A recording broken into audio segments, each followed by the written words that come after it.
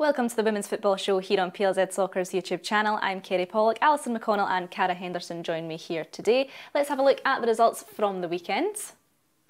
It was Hearts 5, Spartans 0, Hibernian 7, Aberdeen 0, Rangers saw Partick Thistle 4 goals to 0, Motherwell 3, Montrose 2 and Celtic 1, Glasgow City 0. Let's start with the Celtic game. Alison, a narrow victory for Celtic after a Chloe Craig penalty.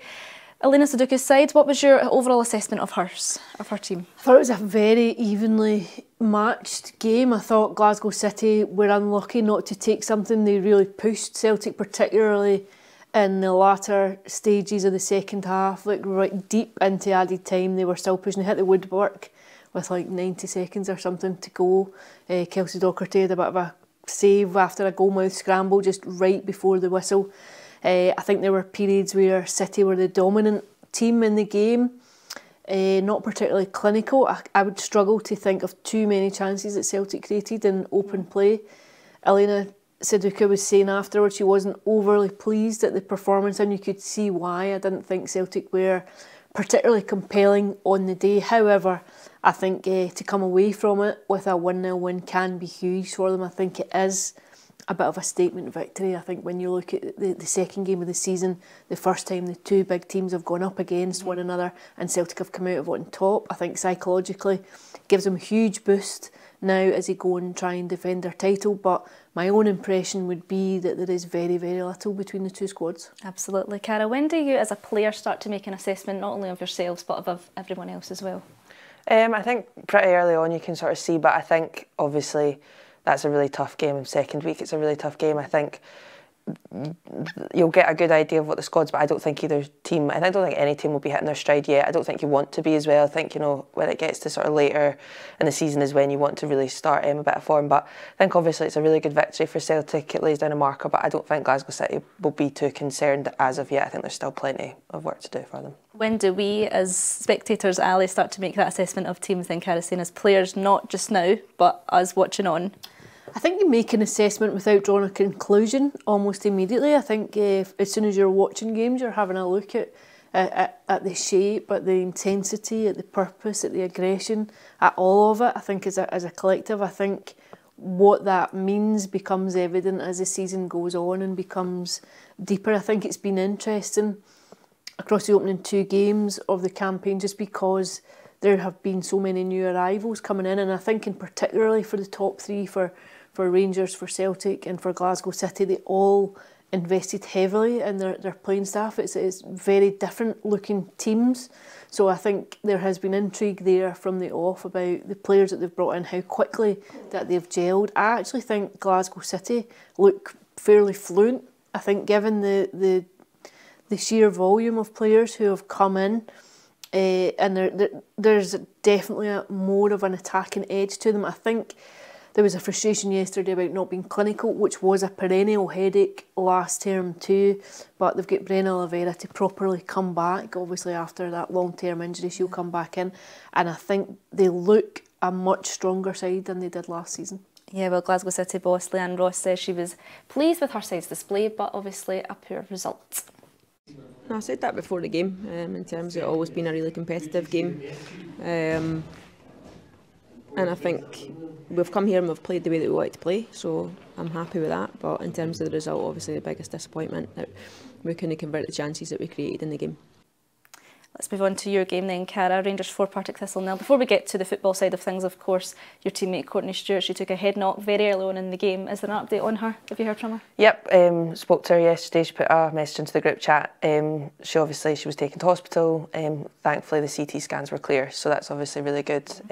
Obviously we wish her a really good recovery, and obviously the Rangers player involved as well. Absolutely, Alison, as Brian Graham highlighted as well, more than 3 hours wait for an ambulance is quite rightly so. It is unacceptable in the women's game in this day and age. Yeah, it's a real, it's an issue that raised its head last season too. Debbie McCulloch spoke after an injury, I think it was to Becky Galbraith in a game involving Spartans. Very similar kind of injury, I think it was neck ligament damage after a head clash. And there was no ambulance in attendance, no ambulance at the game. And I think that was an away game because Spartans as a club are one of the few teams, as Cara will probably testify here, who always have an ambulance on standby.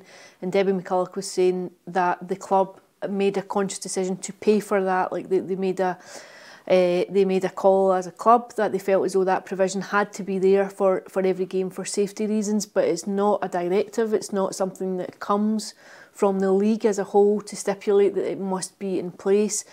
And there was she raised the question last season to say we think that this should be, that all clubs must have this provision for the safety of players. I think there's a very, very strong argument in favour of it. What it comes down to, of course, is finance. Absolutely. Well, as Cara mentioned there, obviously, big thanks, and of course to the Rangers medical staff, Thistle team, making sure that Courtney was well and able. Like, we'll move on to the football side of things. A harsh scoreline for yourselves, Cara. How did you see it from your point of view? I think it was probably a game of two halves for us. I think that the first half we made too many errors. I think we gave them too much of the ball, and ultimately when you give them too much of the ball they punish you. And I think we learned from that. Second half, obviously we conceded a goal again, but I think, you know, we were much more solid looking. I think we defended better, and I think obviously in these games we just need to find that attacking threat as well, because I think it's just the distribution of how much ball they have in comparison to us. It's really tough, especially when they're at their own pitch, you know, big stadiums. So a difficult day, but I think there was positives to take, and obviously going into a big week, we've got games this week against Spartans and Glasgow City, positives to take, and we've got to attack them both, you know. Yeah, that's it. Alison, Katie Wilkinson, a new addition to Joe Potter's Rangers side. 8 goals already in the opening 2 games. Yeah, she's hit the ground running. Yeah. And I think last season at points, Joe Potter had spoken about maybe a need to be a bit more clinical, to put teams to bed when Rangers were dominating, to properly see them off, and I think she already looks like a very, very strong acquisition to Rangers. I think they'll be delighted at the way that they've started the season, delighted that someone that they've brought in, a striker that they've brought in, is off and running so quickly. And we all know last season's title was determined on goal difference. Mm-hmm.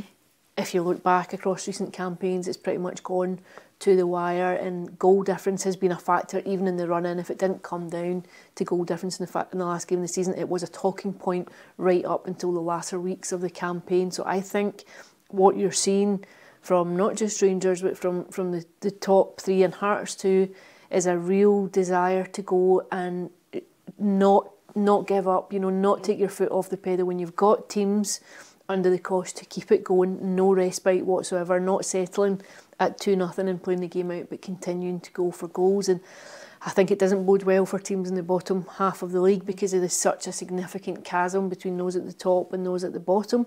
But that's not the concern for the likes of Joe Potter. That won't be her concern. Her concern will be about winning games, banking points, and then trying to ramp up the goal difference with a view in mind of what it could come down to come May.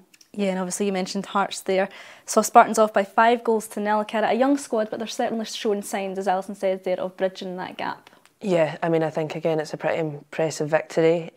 Shows again that they're sort of being quite ruthless. As you said, it's the difference between, you know, maybe getting 1 or 2 and thinking, okay, let's see the game out, and thinking, right, let's go. How much can we win the game by? So yeah, again, impressive. And I think like there's more to come from them as well. You know, as we said, like it's just the first couple games of the season. Still got players coming in, players coming back. So an impressive start for them for sure. Absolutely, and Hibs as well. 7-0 against Aberdeen. Jodie Becombe was the star striker last season, Alison, but they've shown no signs that they're missing her at all. They're still banging in the goals. McGovern in too from Hearts. Yeah. She's crossed over. It's been a tough start for Aberdeen. They shipped 11 goals on the first day of the season, then 7. I think that's really pretty sobering, a hard one to take. I think very, very difficult to try and recover your composure after such a daunting start to the campaign. From Hibs' perspective, well, that's 2 wins out of 2. Now they beat Thistle on the opening day of the season, and that's a huge win for them against Aberdeen. And you mentioned Kathleen McGovern there as well. It's always interesting, I think, when you see one player go from one side of a city to the other, obviously making that transition. And I can't wait to see how she turns up in the derbies and to see how that happens. We won't have long to wait. I think it's the 6th of September. It's a Friday night game. They're going to open Easter Road up for the first derby of the season. I think it's a 7:35 kick-off. And tickets are free just now. Like, we can have tickets are going to be distributed. I think Hibs are really keen to try and open the doors, get people along. A Friday night game, you're hoping, you know, let's qualify it by saying we're in Scotland, but you'd be hoping the weather's still fairly decent at that point in the year. Try and get as many people along as possible. and then you hope that some of them stay with it. You know, you hope that you introduce the game to some people and you try and encourage people to come through the door on a more regular basis. Absolutely. Well, the last game we're going to look at is Motherwell 3, Montrose 2. Motherwell found themselves 3 goals up in 40 minutes, Cara, and obviously Montrose pulling 2 back. Is this the middle and the bottom sections of the table going to be just as interesting as the top, do you think, this time around with the whole relegation? Yeah, I think it's really close. I don't actually think, I think obviously we've done well to establish ourselves as a top 6 side the past couple of seasons, but we know doing that again this season is very difficult. You know, Motherwell, Montrose, all of those teams, they've all got really, really good players, and I think you saw that last year. These games are very, very close. You know, they're competitive, which is why I think it's good to show that side of the league as well. Obviously, you've got the top teams, and those games are competitive against the top 3, maybe 5, 6. But the teams at the bottom are actually they're really good games there, and that obviously a good victory for Motherwell, but a really good game for a neutral to watch. You know, almost a comeback from Montrose. So I think it'll be interesting to see how it all shakes down this year in terms of how competitive it is at the bottom and the top. What do you make of the new relegation circumstances, Alison? It's brutal. It's there's no margin for error at all this season. I think it will really create a lot of pressure and tension. The minute you hit January, February, I think teams will be very wary of being cast adrift in those positions at the bottom 3, because financially that could be huge if you go down. I think there's so few resources as it is, even in the top flight, but if you drop down a level, that can be very, very tough to come back from. And even as a player, Cara, you can't get complacent because a slip up of 1, 2, maybe 3 results and you could be pulled right into that. Yeah, exactly. I think that, you know, last year there felt like there was a bit of a sort of top, middle, you know, bottom, which I don't think you can rely on this year, because, you know, 3 people going straight down, 3 teams going straight down, that's a lot of teams, and it's a lot of good players, and so it's really important as teams and as players that we obviously need to take responsibility. No game is a given. I think that's like got to be the mentality for us, is that we attack every game the same, and no opponent, as I think I said it last week, like no opponent is easy in the league, and so it's definitely a lot of jeopardy. I think it adds a wee bit of excitement, but obviously I do think it is brutal as well. With no playoff as well, it's really brutal. Absolutely, Bill. We've got a full card on Wednesday night coming up. Let's have a look at those fixtures. If Celtic take on Motherwell, Aberdeen will host Montrose, Hibs against Dundee United, Spartans versus Partick Thistle, Glasgow City face Hearts, and Rangers face Queen's Park.